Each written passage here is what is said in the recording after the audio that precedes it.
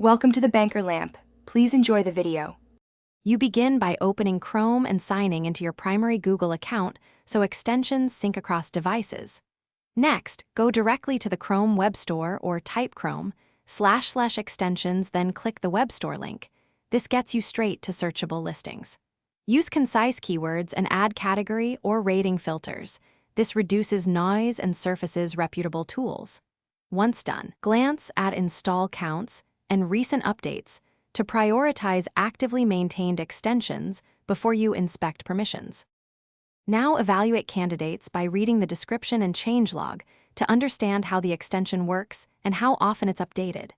Make sure to inspect reviews and support replies to learn about reliability and common issues. Ratings plus user counts show adoption. Compare requested permissions carefully. Ask why it needs each access. If privacy matters, look for a published privacy policy or open source code. Once you weigh security and functionality, shortlist 2-3 extensions for hands-on. Install one shortlisted extension at a time so you can isolate its behavior. You should test core features in the sites or workflows you'll actually use. This reveals practical compatibility and performance impacts.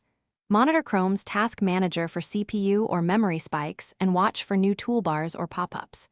If something breaks, disable the extension first, then check for conflicts with others, reinstall if needed, and re-examine permissions. If persistent, remove it and pick your next best option. Thanks for watching. If this was helpful, leave a like and consider subscribing. See you next time.